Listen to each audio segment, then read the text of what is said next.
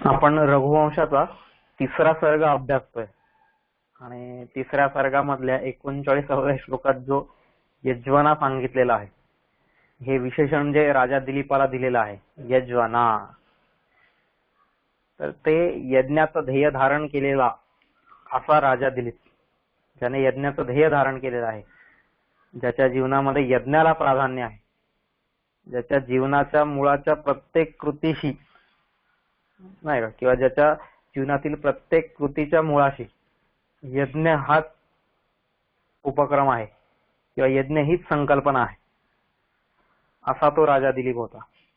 मग यज्ञ म्हणजे काय, त्याने इतके यज्ञ केले म्हणजे काय केलं, त्याच्यावरती आपण चिंतन करतोय सध्या. यजदेव पूजा, संगतीकरणम, मैत्रीकरणम, दानम, अशी ही संगतीकरण आहे. त्याला आपण देवपूजा पाहिली होती.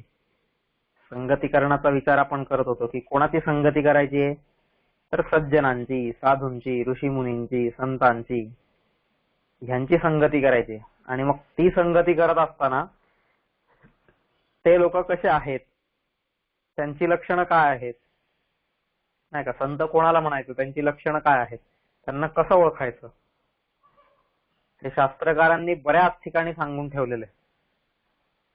म्हणजे आपल्या वैदिकांनी म्हणा, आर्यांनी म्हणा, किंवा नीतिशास्त्रांनी म्हणा, ह्या सगळ्यांनी वारंवार वेगवेगळ्या ग्रंथांमध्ये या संतांची लक्षणं वर्णिलेली आहेत. आता आपण काय त्याच्यावरती तितकी सगळी लक्षणं बघायला जाणं हे सध्या पॉसिबल नाही आपल्याला. त्याच्यातलं एक प्रातिनिधिक म्हणून आपण हा एक श्लोक घेतला की काय आहेत संतांची लक्षणं, तर त्याच्यामध्ये हे सांगितलेलं आहे. तृष्णान छिंदी भज क्षमां जहिमदं पापे रतिं मा कृताः सत्यं ब्रूह्यनुयाहि साधु पदवीं सेवस्व विद्वज्जनान् मान्यान् मानय विद्विषोऽप्यनुनयात् प्रच्छादय स्वान् गुणान् कीर्तिं पालय दुःखिते कुरुदयाम् एतत् सतां लक्षणम्. ही संतांची लक्षणं आहेत. त्याच्यामध्ये आपण पाहिलं सुरुवातीला आणि शेवटी आपण काल ह्याच्यावरती विचार करत होतो, विद्विषोऽप्यनुनयात्, म्हणजे जो शत्रू आहे किंवा जो द्वेष करण्यालायक आहे, ज्याचा इतर लोक द्वेष करतायत, अशावरती सुद्धा प्रेम करणं, अशाला सुद्धा आपल्या जवळ घेऊन येणं, अशा व्यक्तीचाही तिरस्कार न करणं, याला म्हणतात विद्विषोऽप्यनुनयात्. युधिष्ठिर जो होता, युधिष्ठिर काय करायचा, बाकीचे सगळे दुर्योधन म्हणायचे, पण हा त्याला सुयोधन म्हणायचा. म्हणजे महाभारतात आपण जर वाचलं ना, बऱ्याच ठिकाणी सुयोधन असा शब्द वापरतो, फक्त युधिष्ठिरच वापरतो, बाकी कोणी नाही. त्याचे स्वतःचे वडील असतील, धृतराष्ट्र असेल, तो सुद्धा नाही, इतर कोणीच नाही, फक्त आणि फक्त एकटा युधिष्ठिर हा दुर्योधनाला सुयोधन म्हणतोय, दुर्योधन म्हणण्याऐवजी. दुर्योधन या शब्दाचा अर्थ असा आहे की जो दुष्प्रवृत्तींसाठी, दुष्कर्मांसाठी, नाही का, किंवा वाईट हेतूंसाठी असा जो युद्ध करत असतो, दुर्योधन, ज्याचं युद्धच या अशा दुष्ट प्रवृत्तींसाठी असतंय, दुष्ट गोष्टींना साध्य करण्यासाठी असतंय, त्याला दुर्योधन म्हणतात. पण त्याला इकडे युधिष्ठिराने मात्र सुयोधन, म्हणजे चांगल्या कामांसाठी जो युद्ध करतोय, असं दुर्योधन, असं युधिष्ठिर म्हणायचं त्याला. असं का म्हणायचा तो, कारण तो की विद्विषोऽप्यनुनयात्, त्याच्यामुळे तो उगाच धर्मराज नव्हता, नाही का, उगाच त्याला धर्माचा एवढा पंडित किंवा धर्माचा आदर्श मूर्तीस्तंभ वगैरे असं त्याला मानलं जायचं नाही. त्याच्या मागची कारण ही होती सगळी.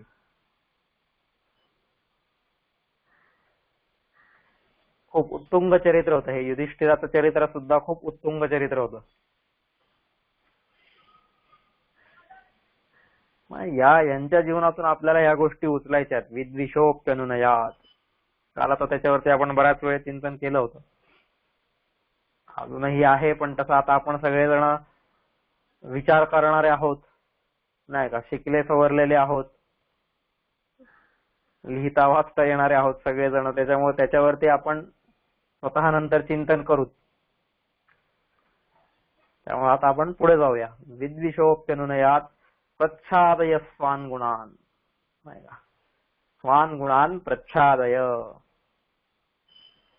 म्हणजेच काय की आपले जे गुण आहेत, स्वतःचे जे गुण आहेत, त्या स्वतःच्या गुणांना स्वान गुणान प्रच्छादय. आता इथे जे सांगितलेलं आहे की प्रच्छादय स्वान गुणान म्हणजेच काय की आपल्या गुणांना जो काय करतो, झाकून ठेवतो. आपल्या गुणांना जो झाकून ठेवतो, प्रच्छादय स्वान गुणान.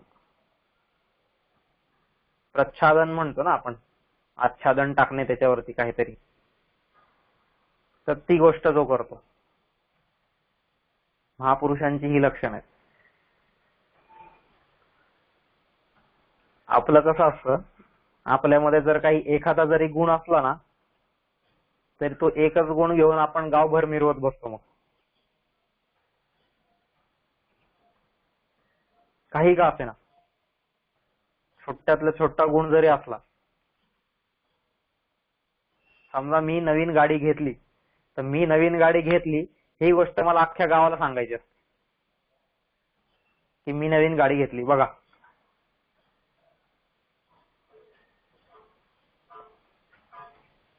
ही जी गोष्ट आहे, माझ्यामध्ये जे पण गुण असतील ते गुण मी सांगायला गेले नाही पाहिजे, ते आपोआप लोकांना कळाले पाहिजेत की हा ह्याच्यामध्ये हा पण गुण आहे बरं का, मी सांगून होत नाही. आपण अख्ख्या गावभर सांगत फिरणार, हो मी आहे ना ऑक्सफोर्ड मधून शिकून आलोय बरं का, मी बोस्टन मधून शिकून आलोय, काय जे पण जिथून असेल हा अख्ख्या गावभर सांगत राहणार. अरे तू ते सांगायची गरज नाहीये, ती गोष्ट तुझ्या कृतीतून दिसली पाहिजे ना, सांगण्याची गरज नाहीये. प्रच्छादय स्वान गुणान, तू तुझा गुण तुझ्याकडेच ठेव आणि त्या गुणाचा सुगंध आपोआप लोकांना अनुभवू दे. आणि त्या सुगंध त्यांनी अनुभवल्यानंतर मग त्यांनी विचारलं पाहिजे, हा मग हे तू कुठून शिकला, ऑक्सफोर्ड मधून शिकला का, हो बरोबर मी तिकडून शिकलो. मग ते सांगण्यामधला जो गौरव आहे ना, तो आधीच्या सांगण्यामध्ये नाहीये, नाही का. ही गोष्ट संतांमध्ये आहे, सज्जनांमध्ये आहे. त्यांच्यामधले गुण ते उगाच असे प्रकट करत फिरत नाही सगळीकडे.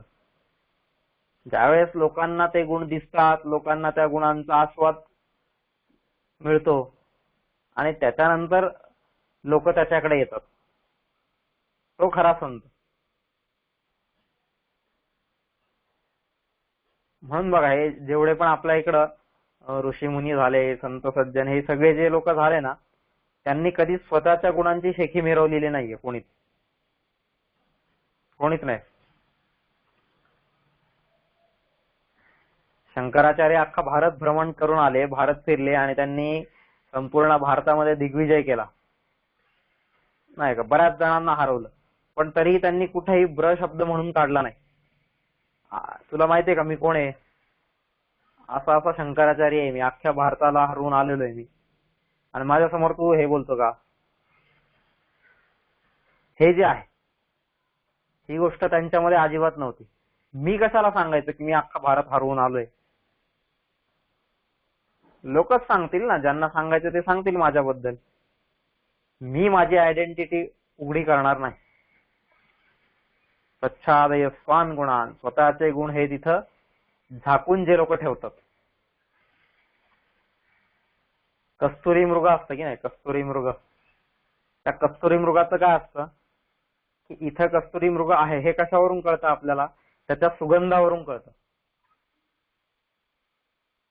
की हा, त्या तिकडून जो सुगंध येतोय त्याच्यावरून कळतं की हा इथं कस्तुरी मृग आहे.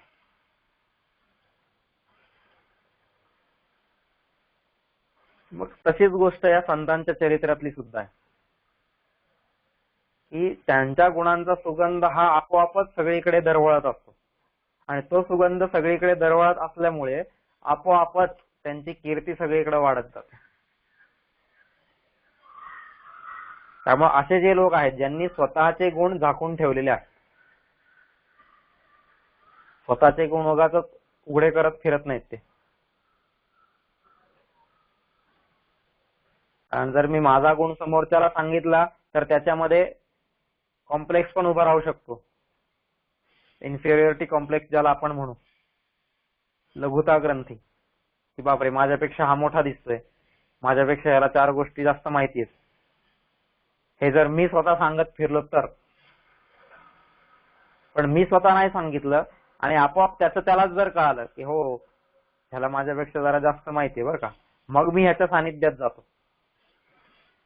आणि मग मी त्याच्याकडून काहीतरी नवीन गोष्ट शिकण्याचा प्रयत्न करतो, हे त्याला स्वतःहून वाटतं. संतांनी कधीच असे बॅनर नाही लावले इकडं. आज आपलं बघ, आज बॅनर शिवाय आपलं कीर्तनच नसतं कधी. बॅनर लावून ठेवतो आपण तिथं, ऍडव्हर्टाईज देतो टीव्ही मध्ये, पेपर मध्ये छापतो, उद्या अमुक अमुक ठिकाणी या वाजता अमुक अमुक महाराजांचं कीर्तन आहे. विचार करा, ज्ञानेश्वर महाराजांनी कधी सांगितलं का अमुक अमुक तारखेला मी अशा अशा ठिकाणी कीर्तन करणार आहे, या रे सगळे.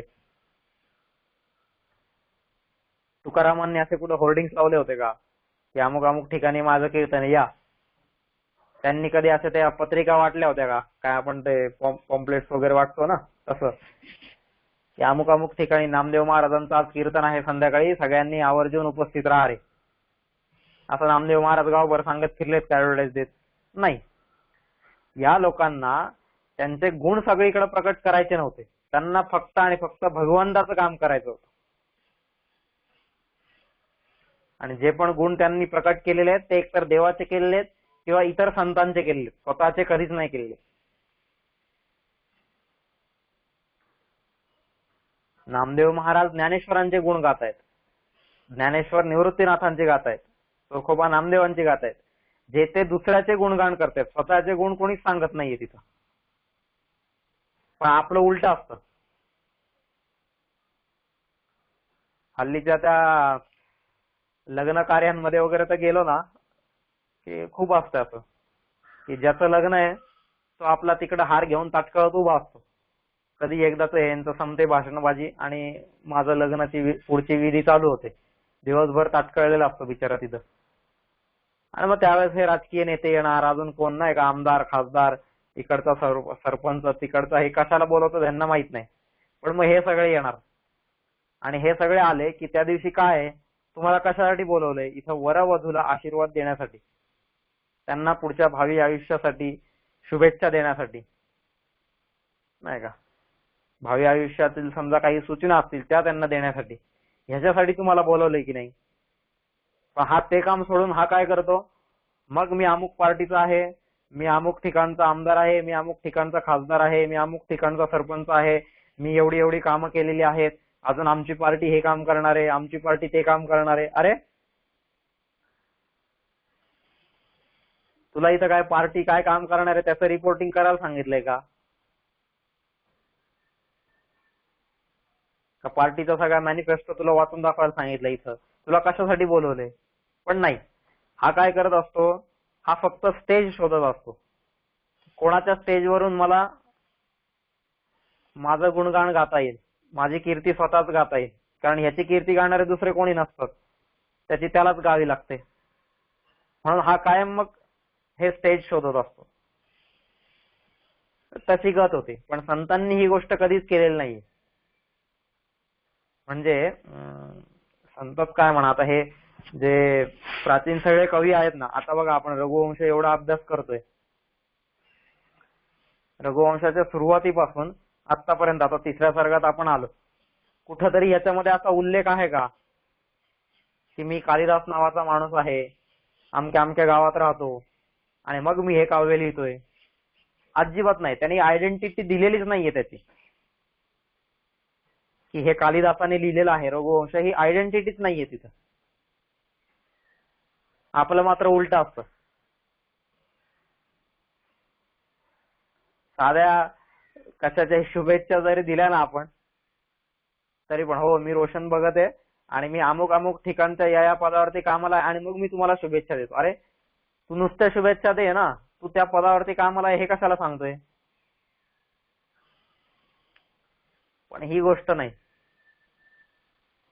या लोकांची जीवन जर आपण पाहिली,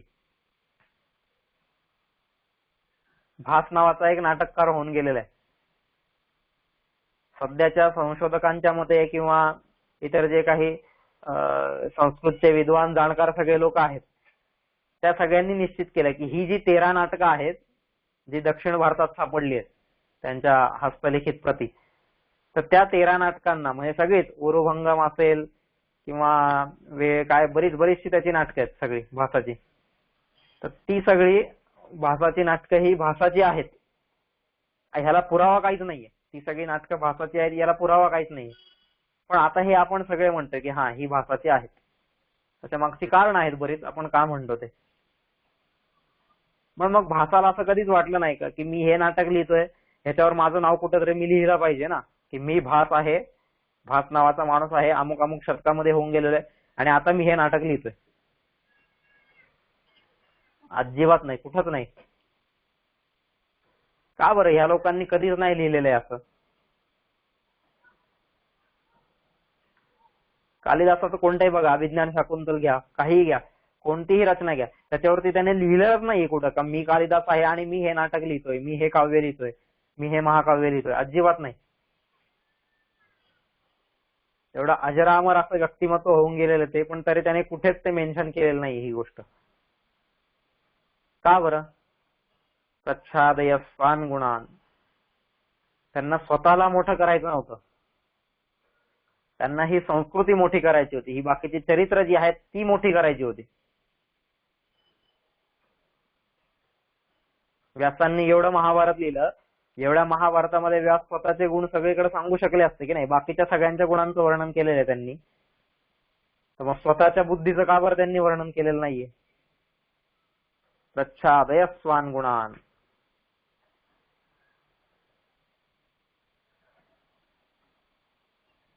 प्रच्छादय स्वान गुणान हे म्हणजे काय आहे की ही एक प्रकारची नम्रता आहे.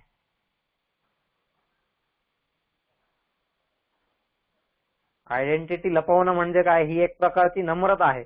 आपल्या इथं पण नाही का शास्त्रकारांनी म्हणा किंवा पूजा कार्यामध्ये म्हणा किंवा इतर ठिकाणी बऱ्याच ठिकाणी सांगून ठेवलेलं आहे, शेवटी ते कार्य संपन्न झालं की मग आपण म्हणतो इदन्न मम, नाही का, म्हणा इदन्न मम असं सांगतो आपल्याला, मग आपण म्हणतो. त्याचा अर्थ आपल्याला माहित नसतो आणि तो सांगणाऱ्यालाही माहित नसतो. इदन्न मम म्हणजे काय? हे माझं काही नाहीये, ह्याच्यात माझं काहीही नाहीये, ह्याच्यात मी काहीच करत नाहीये. प्रच्छादय स्वान गुणान. नाही का, आता आपल्या इकडे आता ही देवशयनी एकादशी ते प्रबोधिनी एकादशी हा जो मधला काळ आहे सगळा, देवशयनी पासून म्हणजे ज्या दिवशी देव झोपतोय तर प्रबोधिनी एकादशी पर्यंत ज्या दिवशी देव उठतोय, हा जो सगळा 4 महिन्यांचा काळ आहे. या 4 महिन्यांमध्ये देव झोपतोय म्हणजेच काय? तर प्रच्छादय स्वान गुणान. देव स्वतःचे गुण झाकून ठेवतोय तिथं. 4 महिन्यांनी ज्यावेळेस सगळ्या शेतांमध्ये, नाही का, आता पावसाळ्यानंतर 4 महिन्यांनी जेव्हा हा हंगाम संपल्यानंतर सगळ्या शेतांमध्ये चांगलं धान्य पेरलेलं जे असतं ते सगळं उगवून आलेलं असतं, नाही का. 4 दाण्याचे 100 दाणे झालेले असतात, 400 दाणे झालेले असतात. हे सगळं झाल्यानंतर तो शेतकरी देवाला म्हणतो की देवा, अरे तुझ्यामुळं मला एवढं सगळं मिळालं, तू पाऊस पाडलास, तू माझ्या पिकांची राखण केलीस आणि त्याच्यामुळे आज मला एवढं धनधान्य मिळालेले सगळ्या गोष्टी. त्यावेळेस देव तिथं काय म्हणतोय? अरे नाही नाही, मी तर काही तुला दिलेलंच नाहीये, कारण तू ज्या 4 महिन्यांची गोष्ट करतोय त्या 4 महिन्यांमध्ये तर मी झोपलेलो होतो. देवशयनी एकादशी, नाही का, आपल्याकडे ही संकल्पना आहे. त्या दिवशी देव झोपला आणि त्या दिवशी झोपल्यानंतर डायरेक्ट 4 महिन्यांनीच देव उठणार आहे. मग देव तिथं सांगतो, अरे मी तर झोपलो होतो, जे काय केलेले हे सगळं तुझं तू केलेलं आहे. इदन्न मम हे जे आहे ना, इदन्न मम, म्हणजे स्वतः करून सुद्धा त्याचं श्रेय स्वतःकडे न घेणं, ही नम्रता आहे.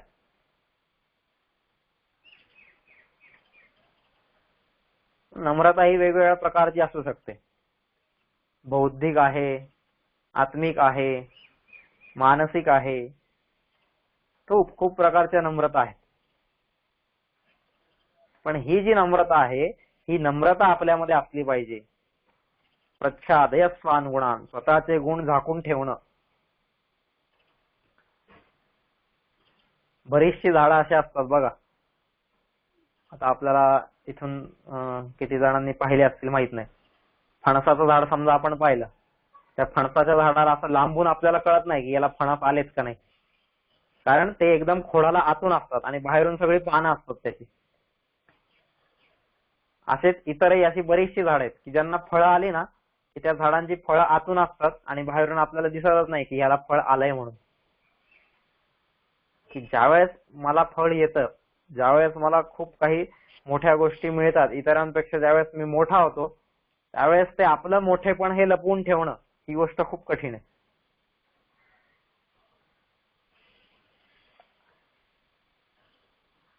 महान लोकांचं हे लक्षण आहे. आपण काय करतो, आपल्याकडे एखादा गुण राई एवढा असेल ना, तो आपण पर्वता एवढा करून सांगणार त्याला, नाही का. एक चांगलं काम केलं आपण तिथं, समजा एक झाड लावलं, तर लगेच त्याचे फोटो फेसबुकवर, इंस्टाग्रामवर, व्हॉट्सअपवर सगळीकडे त्याचा एक फोटो टाकला का, मी आज एक चांगलं काम केलं, आमच्या आमच्या मुलाला एक पुस्तक दिलं मी, तर लगेच अख्ख्या गावभर सांगायची ती गोष्ट. आपल्याला प्रत्येकाला सांगायची असते, बघा आज मी ही चांगली गोष्ट केली.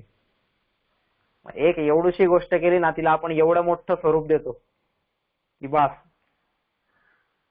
जणू काय अख्ख्या जिल्ह्यातली झाडं सगळी ह्यांनी एकट्यानेच लावलेली आहेत असं ते वाटायला लागतं लोकांना,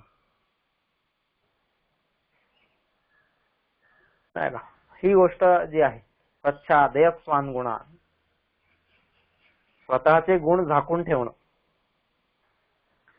त्या गुणांचा ज्यावेळेस सुगंध दुसऱ्याकडे जाईल, त्यावेळेस त्याला कळायला पाहिजे की हो, याच्याकडे हा पण गुण आहे.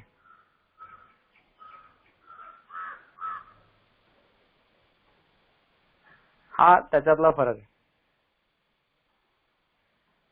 एखादा साधा मेकॅनिक आहे, तो मेकॅनिक अख्ख्या गावभर सांगत फिरला, मी मेकॅनिक आहे बरं का, अमक्या अमक्या ठिकाणून शिकून आलोय, हे आलोय ते आलोय, बऱ्याच गोष्टी तो सांगत फिरला.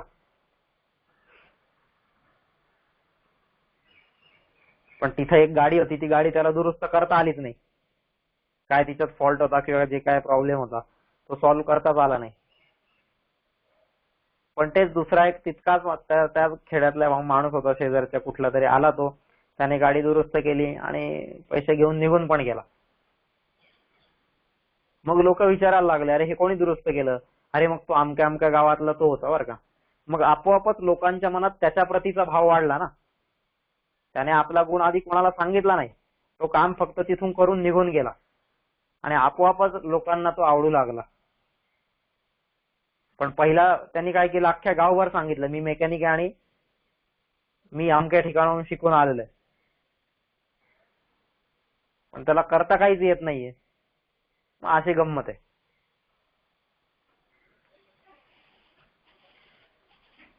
हा थोडासा आपण विचार केला पाहिजे. प्रच्छादय स्वान गुणान, स्वतःचे गुण झाकून ठेवता आले पाहिजेत आपल्याला. त्यांचा पांडवांचं जे अज्ञातवास होता की नाही, पांडवांचा अज्ञातवास, तो अज्ञातवास त्यांना किती कठीण गेला असणार आहे. का एवढे पाचही पांडव आणि त्यांची पत्नी द्रौपदी यांना आपली स्वतःची आयडेंटिटी, स्वतःचे आपले गुण झाकून ठेवणं हे किती कठीण गेलं असणार आहे. काल जो सम्राट युधिष्ठिर होता, आज त्याला या राजाच्या हाताखाली नोकर म्हणून राहावं लागलेलं आहे. एवढा पराक्रमी भीम, पण त्याला घरात स्वयंपाक करायला लागलेला आहे रोज. अर्जुनासारखा अर्जुन, एवढा शूरवीर योद्धा की ज्याच्या समोर अख्खे तीनही लोक नतमस्तक होते, असा तो अर्जुन, पण त्याला बृहन्नडेचं रूप घ्यावं लागलेलं आहे आणि नृत्य शिकवायला लागलेलं आहे. नकुल सहदेव कोण घोड्याच्या ह्याच्यात काम करतंय, कोण कशात, हे सगळे जे आहे, द्रौपदी कुठं सैरंद्री बनलेली आहे, हे सगळं काय आहे? प्रच्छादय स्वान गुणान. त्यांना त्यावेळेस आपली आयडेंटिटी लपवावी लागलेली. पण आता त्यांना ही जी आयडेंटिटी लपवावी लागलेली आहे ती काही कारणामुळे आलेली आहे, नाही का? त्यांनी पण आपले गुण लपवलेले आहेत तिथं, ते कोणाला सांगितलेलेच नाहीयेत. पण एवढं सगळं असताना ही कशातून आलेली आहे? तसं पाहिलं तर ही लादलेली आहे, नाही का? किंवा ज्याला आपण म्हणूया की त्यांच्या कर्मांनी त्यांना ती गोष्ट करावी लागलेली, किंवा अगतिकतेतून त्यांना ही गोष्ट करावी लागलेली, असं आपण म्हणूया. त्यांना काय हौस नव्हती या गोष्टी लपवायची, पण ते अगतिक होते तिथं. त्याच्याशिवाय दुसरी कोणती गतीच नव्हती त्यांना, आणि त्याच्यामुळे ते झालेले. पण संतांच्या जीवनात अशी गोष्ट नसते. संत हे स्वतः निरपेक्ष, निराकांक्ष ह्या गोष्टी करत असतात.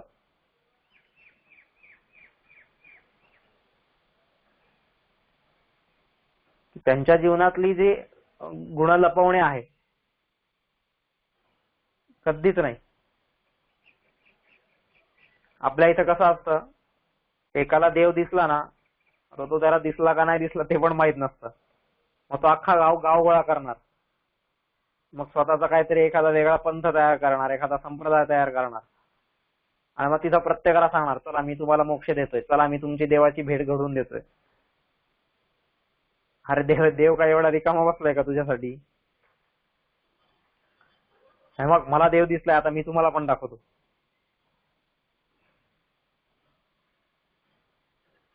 ज्या लोकांना देव दिसलाय त्यांनी कधीच त्याचा कांगोवा केलेलाच नाहीये की मला देव दिसलाय, मला देव दिसलाय आणि मी आता तुम्हाला पण दाखवतो. कधीच नाही. एकही जेवढी आपली ही संत परंपरा आहे ना सगळी, यांनी कधीच असं सांगितलेलं नाहीये. कोणतेही ऋषी घ्या, कोणतेही मुनी घ्या, नाही का, कोणीही घ्या, अशातलं कोणीही असं म्हटलेलं नाहीये की मला देव दिसला आणि मी तुम्हाला दाखवतो आता, मग मी एवढा मोठा आहे, मग तुम्ही येऊन माझ्या पाया पडा. ही गोष्ट कधीच झालेली नाहीये. प्रच्छादय स्वान गुणान. संतांना काय कोणाला देव दिसलेला नाही अशातला भाग नाहीये. पण त्यांनी उगाच अख्खा गावभर त्याचा धिंडोरा नाही केला, डांगोरा नाही पिटला गावभर की हा मला दिसलंय, मला दिसलंय. हे जे आहे हे संत लोकांची लक्षणं आहेत. प्रच्छादय स्वान गुणान, ही गोष्ट झाली पाहिजे. पुढे काय म्हणतायत ते? कीर्तिम पालय दुःखिते कुरुदया. कीर्तिम पालय. हे लोक काय करतायत? हे लोक आपल्या कीर्तीची रक्षा करतायत, कीर्तीचं पालन करतायत, आपल्या यशाचं पालन करतायत. यशाचं पालन करणं, कीर्तीचं पालन करणं हे काय आहे हे आपण मागे पाहिलेलं आहे. यशः शरीरे भवमे दयालू, हा जो सिंहाशी संवाद आहे राजा दिलीपाचा दुसऱ्या सर्गातला, तिथं ही गोष्ट आपण पाहिलेली आहे. यशः शरीरे भवमे दयालू, माझ्या यशरूपी शरीरावरती तू दया कर, हे तो त्याला म्हणतोय. म्हणजेच काय? ते यश पाळतोय, तो त्या यशाची रक्षा करतोय, नाही का. यश राखणं त्याला म्हणतात. कीर्तिम पालय. का पाळायची असते कीर्ती? का बरं आहे यशः शरीरे भवमे दयालू? याच्यावरती आपण चांगला तासभर चिंतन त्यावेळेस केलेलं आहे. त्यामुळे आता पुन्हा त्याच्यावरती वेळ नको घालवायला. किंवा त्याच्या आधी पण आपण की पहिल्या सर्गामध्ये पण यशसे विजिगीषु नाम, हे जे आहे हे आपण पाहिलेलं. यशसे विजिगीषु नाम हे जे आहे वारंवार यशः शरीरे भवमे दयालू. ही कीर्ती पाळणं खूप कठीण असतं. कारण त्या कीर्तीला डाग लागायला वेळ जात नाही कधीच.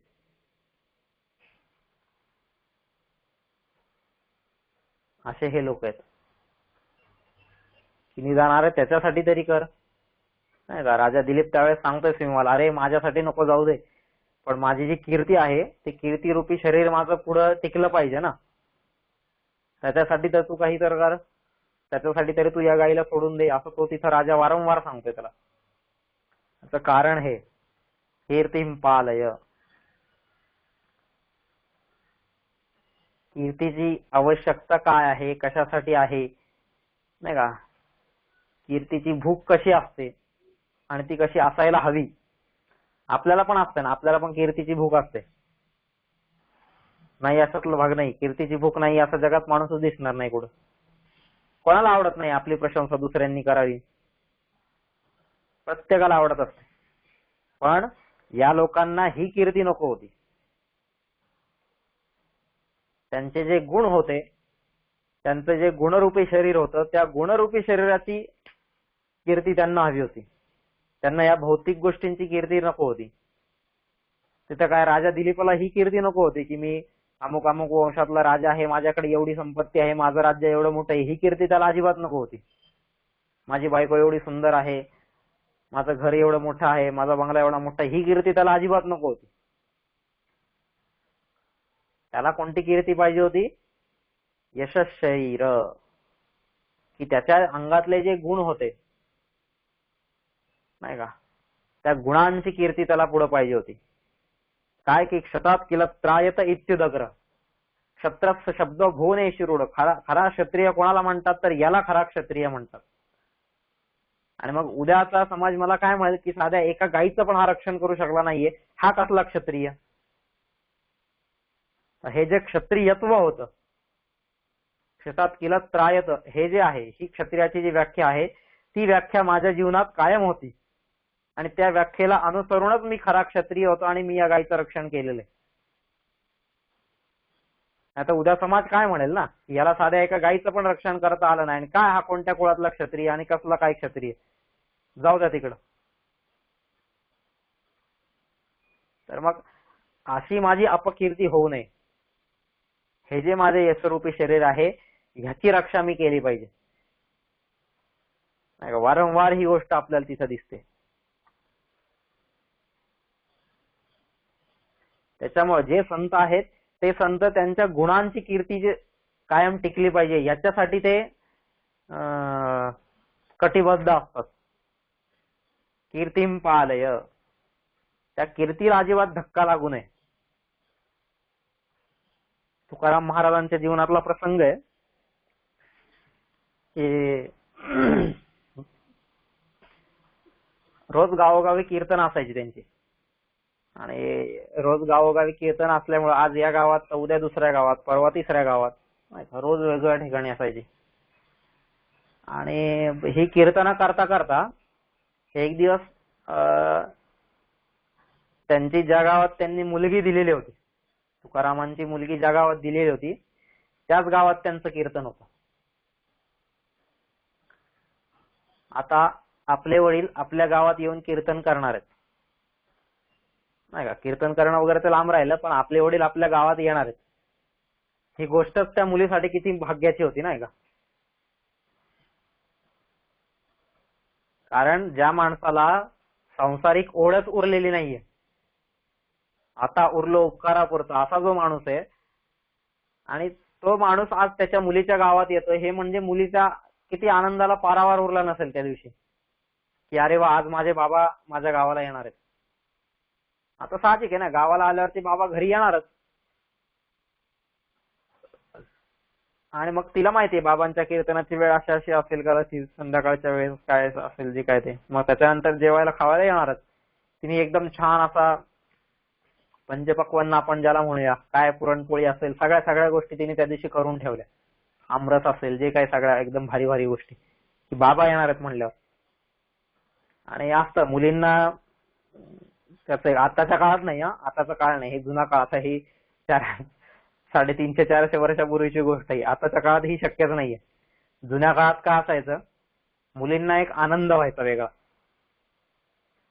साधं आहे, म्हणजे साधं माहेरचं कुत्रं जरी आलं ना, माहेरचं कुत्रं जरी आलं, सासरच्या गावात दिसलं तिला, तरी तिला इतका आनंद होतोय, ती सगळ्या गावभर सांगत फिरते की माझ्या माहेरचं कुत्रं आहे बरं का हे, अख्ख्या गावभर. का? कारण तो काळच तसा होता. एकदा मुलगी सासरी गेली का मग माहेरच्यांशी संबंध तिचा तुटायचा आपोआपच. आणि मग तिचं जे ममत्व होतं ते सासरच्या घरामध्ये असायचं काय. मग सासरची माणसं तिला आपली वाटायची, माझी वाटायची, आणि माहेरची माणसं तिला तुमची वाटायची, नाही का.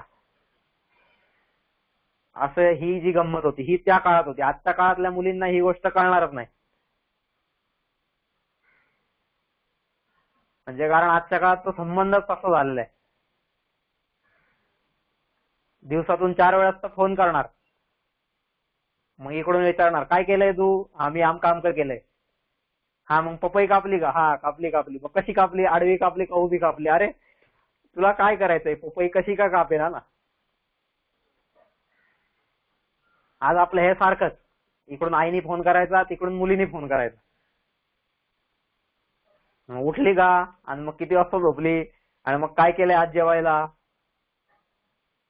आणि मग मेहंदी तुझी वाळली का नाही अजून, ह्या सगळ्या गोष्टी त्याच्यात असतात. मग तिला कसं काय, सासरची माणसं ही आपली वाटणारच कधी. सासरचं घर हे आपलं कधी वाटणार.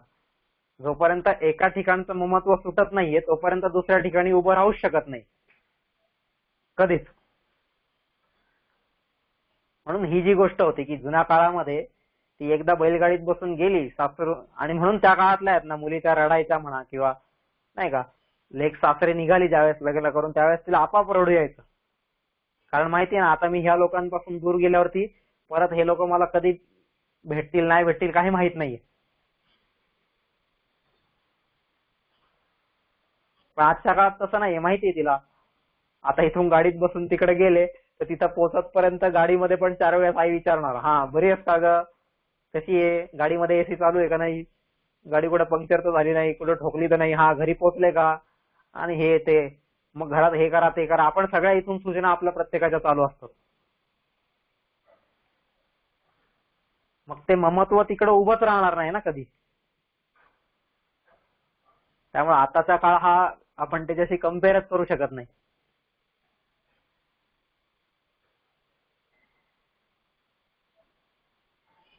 हा थोडासा आपण विचार केला पाहिजे याच्यातला.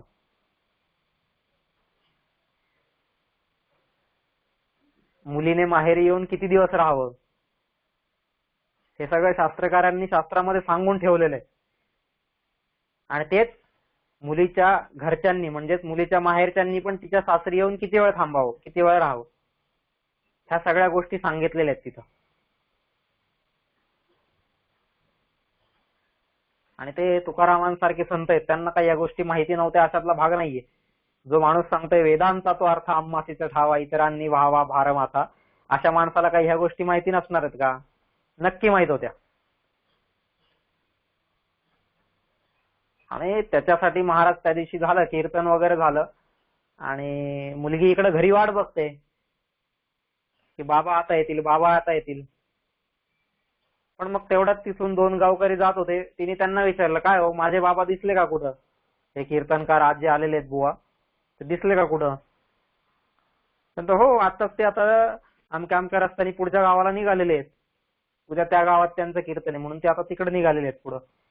असं म्हटल्याबरोबर तिच्या हातात जे काय काम असेल, जे काय चालले असेल सगळं सोडून तसेच अनवाणी पायाने धावत सुटलेली ती, आणि धावत जाऊन तिने तुकारामांना गाठलेलं. अहो बाबा असं कसं काय, तुम्ही आज लेकीच्या गावात आले, लेकीच्या घरी यायचं का नाही, मग का असेच चालले इथून परत.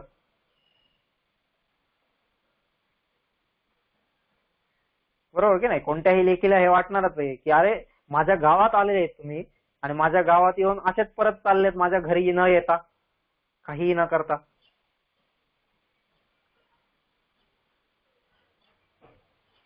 त्यावेळेस तुकाराम महाराज म्हणतायत तिथं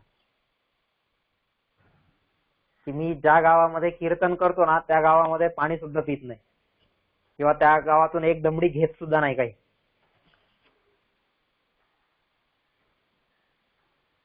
आणि तुझं तर घर हे सासर आहे, मग तुझ्या सासरी मी कसं काय जेवावं.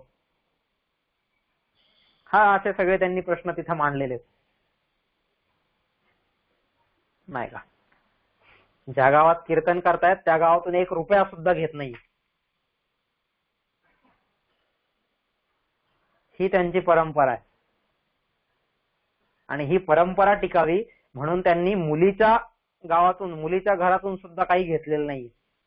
स्वतःची मुलगी ज्या गावात दिलेली आहे तिच्या घरून पण घेतलेलं नाहीये काही. का? कीर्तिम पालय.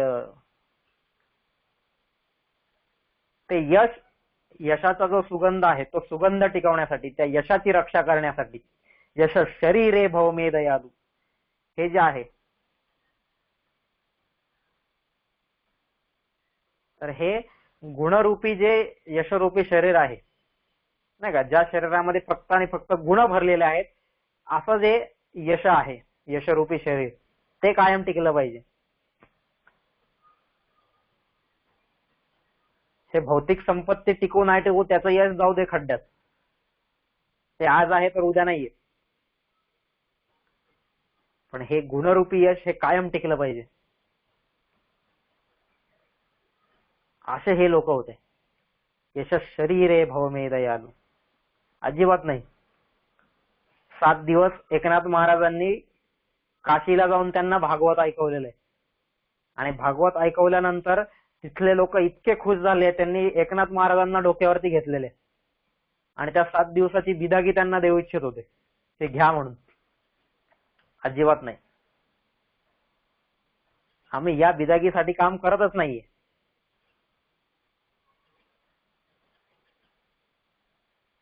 मग ही त्यांचे जे यशरूपी शरीर आहे, हे यशरूपी शरीर कायम टिकवलं पाहिजे, त्याच्यासाठी कायम प्रयत्न केले पाहिजेत. ह्यांनी यांच्या जीवनामध्ये हे व्रत घेतलेलं आहे. जसं नाही का, क्षतात किल त्रायत इत्युदग्र क्षत्रस्य शब्दो भुवनेशी रूढ, की दुःखित पीडित आर्तजनांना त्यांच्या दुःखापासून, प्रत्येक गोष्टीपासून वाचवणं हे क्षत्रियाचा धर्म आहे. त्याचं रक्षण करणं हा क्षत्रियाचा धर्म आहे.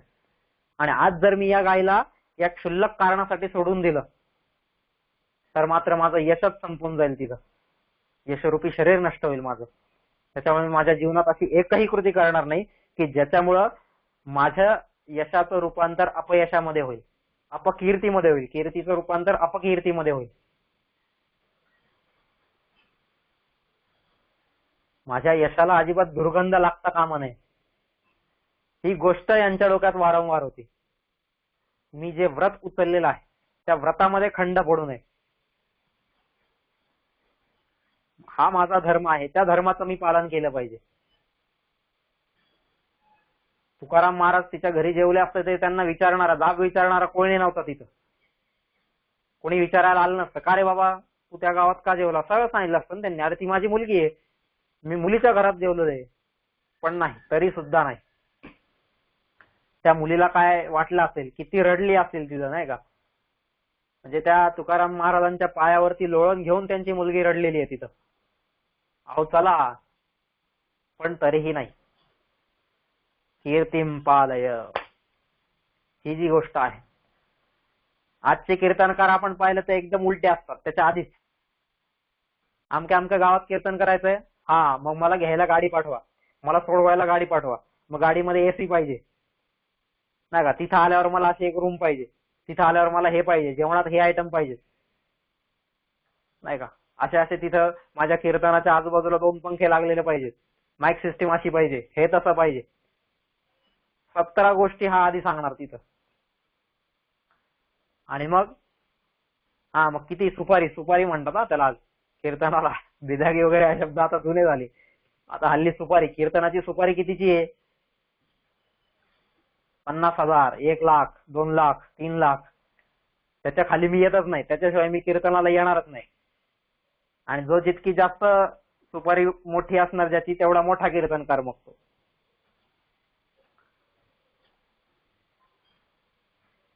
ह्यांना या संतांची सर कधी येणार, शक्यच नाहीये ना.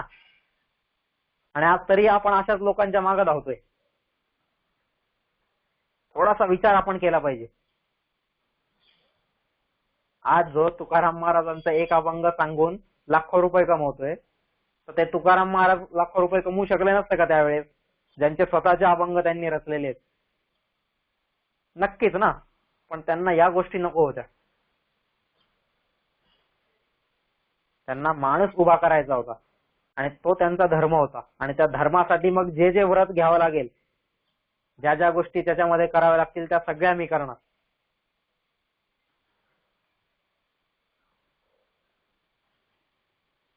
त्याला म्हणतात कीर्तिम पालय. हे आजच्या कीर्तनकारांना कधी या गोष्टी लक्षातच येणार नाही. कीर्तनकार असतील, कथाकार असतील, अजून काय जे प्रवचनकार असतील, इतर जे कोणी असतील की जे लोक असे पैसे घेऊन प्रवचन करतायत, पैसे घेऊन कीर्तन सांगतायत, पैसे घेऊन कथा सांगतायत, त्यांना ह्या गोष्टीची सरच कधी येणार नाही. कीर्तिम पालय. माझ्या जीवनात असे काहीतरी व्रत असलं पाहिजे, अशी काहीतरी गोष्ट असली पाहिजे की जेणेकरून माझं यशरूपी शरीर हे कायम टिकून राहील. हा, मग आता फरक एवढाच आहे की कोणाची कीर्ती देशभरात पसरेल, कोणाची राज्यात पसरेल, कोणाची जिल्ह्यात पसरेल, कोणाची तालुक्यात असेल, कोणाची गावात असेल, कोणाची घरात असेल, कोणाची बाकी कुठं नसली तर निदान स्वतःच्या मनात असेल. पण तेवढी असली तरी ठीक आहे. मी एक चांगलं काम करतोय आणि ही गोष्ट अशी अशी करतोय मी, त्याची नोंद देव ठेवणारच आहे कायम.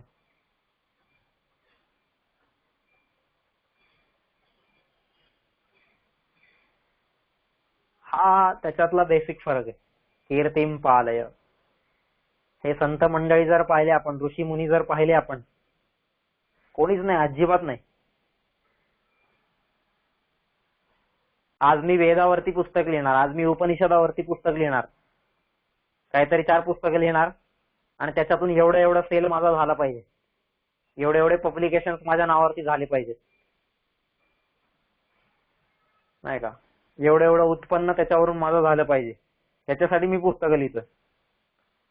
पण तेच ज्या लोकांनी हे वेद, उपनिषद, रामायण, महाभारत या सगळ्या गोष्टी लिहिल्या, जे काय आपले संस्कृतीचे अख्खे सांस्कृतिक ग्रंथ जिथं उभे राहिलेले आहेत, त्या लोकांना कोणाकडून पैसे घ्यायचे होते म्हणून त्यांनी ही कामं केलेली आहेत.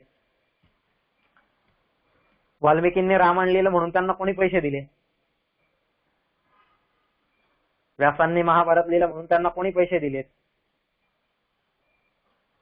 मधुच्छंद असेल, गुत्समद असेल, वामदेव असेल, सगळे आत्री असतील, भरद्वाज असतील, वशिष्ठ असतील, विश्वामित्र असतील, भृगू असतील, हे जे सगळे जे काय सगळे ऋषीमुनी होऊन गेलेत, ज्यांनी वेदांची रचना केलेली आहे. नाही का, ऋग्वेदाची 10 मंडळ आहेत, 10 मंडळांचे 10 ऋषी आहेत. त्या 10 ऋषींना कोणी कसली बिदागी दिली आहे का त्यावेळेस? कोणी कसले पैसे दिलेले आहेत का की हा तू वेद लिही, तुला एवढे एवढे पैसे देतो मी? त्याच्यासाठी ते हल्लेच नव्हते. कीर्तिम पालय. त्यांनी जीवनात जे ध्येय उचललेले, ते उचललेले ध्येय ते कायम टिकण्यासाठी, आणि ते टिकवल्यानंतर त्याचं जे यश येणार आहे, त्याची जी कीर्ती येणार आहे, ती कायम टिकवण्यासाठी, ज्याच्यासाठी केला होता अट्टहास, नाही का, हे जे आहे तो अट्टहास या कर्मांसाठी. पण आजचा समाज नेमका त्याच्या उलटा चाललेला दिसतो. आज यांना सत्तेची कीर्ती पाहिजे, आज यांना वित्ताची कीर्ती पाहिजे, नाही, आज यांना सौंदर्याची कीर्ती पाहिजे, आज यांना काय मोठे जहागीर असेल ते जहागिरीची कीर्ती पाहिजे. माझ्याकडे अमुक गाडी आहे, माझ्याकडे इतके बंगले आहेत, मी या पदावरती आहे, नाही का, माझ्याकडे इतका बँक बॅलन्स आहे. ही जी सगळे याच्या मागे लागलेले हे लोक आहेत सगळे.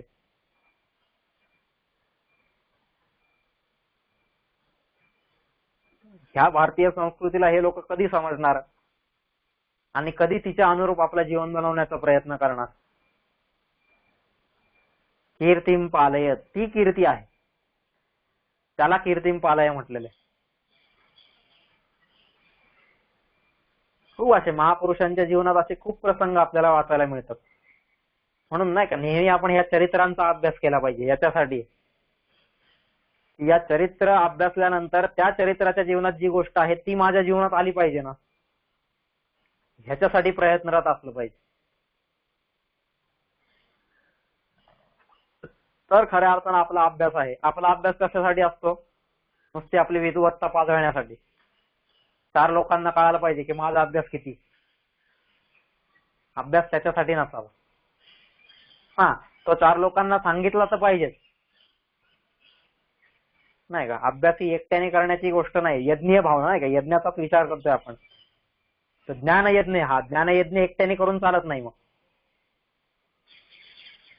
मग त्या ज्ञानयज्ञासाठी एक समूह पाहिजे, संगतीकरण पाहिजे, तिथं मैत्रीकरण पाहिजे, तर हा यज्ञ होईल. यज्ञीय कार्य हे एकट्याने होत नाही.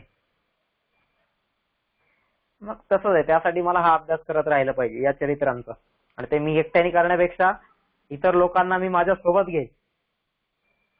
चल रे, मी रघुवंशाचा अभ्यास करतोय ना, तू पण ये, आपण सगळे मिळून करूया त्याचा अभ्यास. त्याला पण बोलवलं पाहिजे. पण आपल्याला वाटतं नाही, मी आता त्याला बोलवलं, त्याला काय वाटेल, मग आमका काय म्हणेल, तमका काय म्हणेल. संतांनी कधीच हा विचार केला नाही की आमका काय म्हणेल तमका काय म्हणेल. मला जी गोष्ट बुद्धीला पटते, मला जी योग्य वाटते, मी ती दुसऱ्याला सांगणार ना. मग ते त्याचं काम आहे की त्याला काय वाटतंय, त्याला काय म्हणायचंय, तो त्याचा प्रश्न आहे. पण कीर्तीम पालय, याच्यासाठी माझं हे सांगणं कर्तव्य आहे ना. माझं जे गुणशरीर आहे, त्या गुणशरीराला मला पुढे नेलं पाहिजे. आणि त्या गुणशरीराला पुढे न्यायचं असेल तर जे गुण मला माहिती आहेत, जे गुण माझ्या अंगी आहेत, ते गुण इतरांपर्यंत पोहोचवणं आणि ते गुण टिकवून ठेवणं. माझा जो धर्म आहे तो धर्म टिकवून ठेवणं. या गोष्टींना जर मी टिकवलं तर माझं यश पुढं कायम राहणार आहे. रामदास स्वामी म्हणतात, मरावे परी कीर्ती रूपी उरावे. का बरं त्यांनी सांगितले कीर्ती रूपे का बरं उरावे? तर ही तुमची कीर्ती वारंवार कायम राहिली पाहिजे. आणि तुमची कीर्ती जर कायम असेल तर त्याच्यातून इतरांना प्रेरणा मिळणार आहे. आज मध्वाचार्य असतील, रामानुजाचार्य असतील, शंकराचार्य असतील, वशिष्ठ असतील, सांदीपनी, हे सगळे जे कोणी होते, सगळे लोक, त्या सगळ्यांची कीर्ती आजपर्यंत आपल्याकडे पोहोचलेली आहे. म्हणून आज त्यांच्यासारखं आपलं जीवन करावं हे आपल्याला वाटतंय. पण त्या काळामधल्या समाजामध्ये कितीतरी लोक पैसेवाले होऊन गेलेले असतील, कितीतरी लोक मोठमोठ्या बंगल्यांवाले होऊन गेलेले असतील, कितीतरी लोक खूप सुंदर होऊन गेलेले असतील दिसायला. सौंदर्य ज्यांच्याकडे असेल, ज्यांच्याकडे वित्त असेल, ज्यांच्याकडे संपत्ती असेल, ज्यांच्याकडे सत्ता असेल, ज्यांच्याकडे प्रतिष्ठा असेल, इतर सगळ्या गोष्टी ज्यांच्याकडे होत्या, पण आज त्यांची नावं सुद्धा आपल्याला माहित नाहीयेत, कोणाचीच नाही.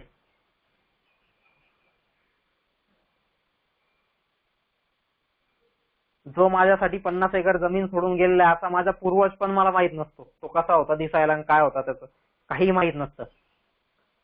पण मला हे सगळे लोक माहिती आहेत. राम कृष्ण झाले, हे सगळे लोक मला माहिती आहेत. का? कारण यांची कीर्ती ही कायम राहिलेली. यांचं जीवन तसं होतं, यांच्या जीवनातला जो सुगंध होता, त्या जीवनातल्या सुगंधामुळे त्यांची कीर्ती ही आजपर्यंत पसरलेली आणि इथून पुढेही पसरत राहणार आहे. नाही का, कर्मानुगो गच्छति जीवैक, ही जी कर्म आहेत ही कर्म माझ्यासोबत पुढे येणार आहेत. तुकाराम, ज्ञानदेव, नामदेव हे सगळे लोक जर असेच गिदागी घेऊन जाणारे कीर्तनकार असते ना, जसे त्या काळात इतर कीर्तनकार होऊन गेलेले आहेत, तसेच हे पण होऊन गेले असते. यांची अजिबात कोणी पुढे पूजा केली नसती, यांनाही कोणी डोक्यावरती घेतलं नसतं. पण त्याचं कारण हे नाही का, मनु असेल, याज्ञवल्क्य असेल, हे पण कोणी असतील, गौतम ऋषी असतील, ह्या सगळ्यांनी जे स्मृती ग्रंथ लिहिलेले आहेत, आज आपण त्यांना त्याच्यामुळे ओळखतोय.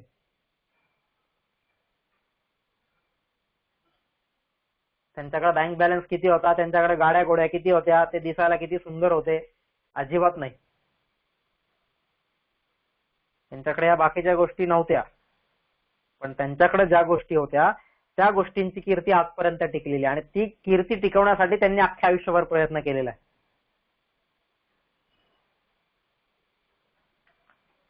मग तसंच आहे, मला सुद्धा माझ्या जीवनामध्ये जर तसे कीर्तिरूपी शरीर टिकवायचं असेल,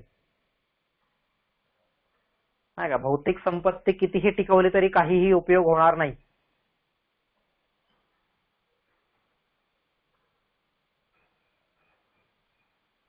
किती 4 बंगले बांधले, एक वादळ आलं तिकडून का तुझे सगळे बंगले होत्याचे नव्हते करून जाते ते वादळ. हा, एक महापूर आला का तुझे चारीच्या चारी बंगले वाहून जातील.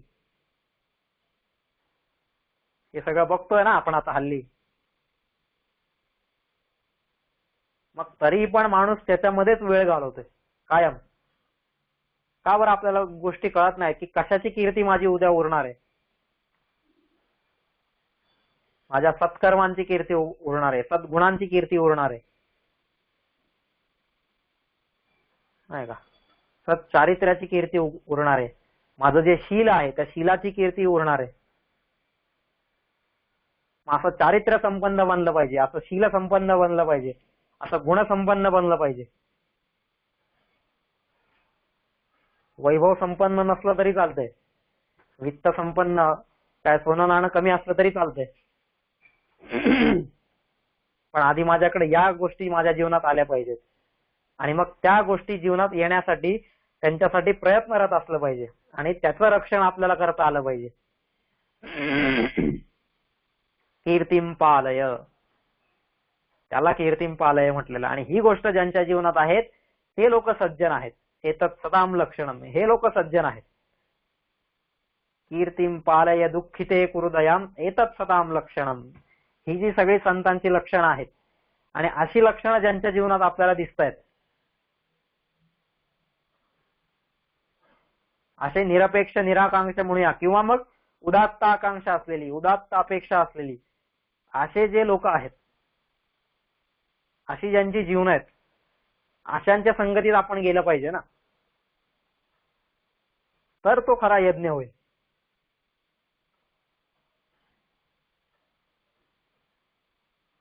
तो ज्ञानयज्ञ कधी होईल?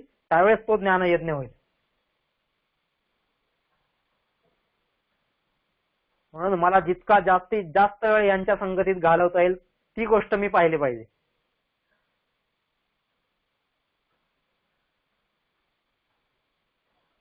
जिथे पण संधी मिळेल त्या संधीचं सोनं करता आलं पाहिजे.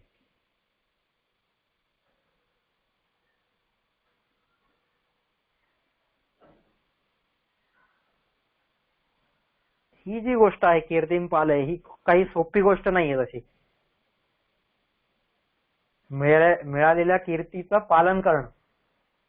आणि इथं राजा दिलीपकर जो होता त्याची काही एकट्याची कीर्ती नव्हती, त्याच्या अख्ख्या वंशाची कीर्ती होती. आणि त्या कीर्तीच्या पालनासाठी जे काही करावं लागेल ते करेल. सीता लक्ष्मण रेषा ओलांडून पलीकडे गेलेली आहे का? कीर्तिम पालय. रामाने सीतेचा त्याग केलेला आहे का? कीर्तिम पालय. यज्ञाला रामाने सीतेचा पुतळा बसवलेला आहे का? कीर्तिम पालय. त्या प्रत्येक गोष्टीसाठी कीर्तिम पालय. म्हणून तो मर्यादा पुरुषोत्तम होता. त्याने ती कीर्ती बरोबर तिचं रक्षण केलेलं आहे तिथं.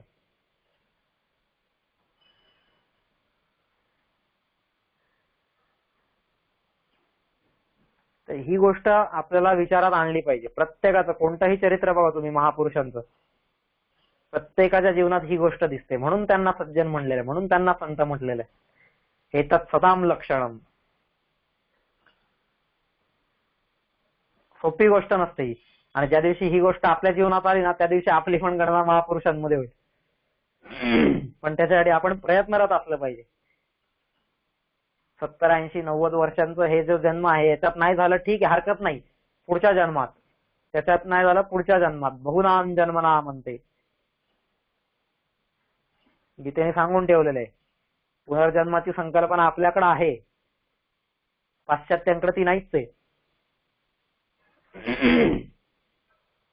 रिबर्थ ते लोक मानतच नाहीये, त्यांना वाटतं रिबर्थ नाहीच आहे जगामध्ये. आपल्या संस्कृतीनं मानलेला आहे आणि त्याच्यामुळं आपल्या कृतीला वाव दिलेला आहे. अजून त्यांच्याकडे रिबर्थ नसल्यामुळे काय, हा एकच जन्म मिळालाय, मग याच जन्मामध्ये जे काय ते खा प्या मजा करा, सगळ्या गोष्टी या जन्मात करून घ्या. त्याच्यासाठी त्यांचा हा जन्म वाया चाललेला आहे. पण आपल्याला माहिती आहे पुनर्जन्माची संकल्पना आपल्याकडे आहे. त्याच्यामुळे हा जन्म नाही तर पुढचा जन्म, त्याचा पुढचा जन्म. कीर्तिम पालय, ही जी गोष्ट आहे ही प्रत्येकाच्या जीवनात आपल्याला दिसते. असे जे कोणी थोर मोठे संत महंत ऋषीमुनी होऊन गेले त्यांच्या जीवनामध्ये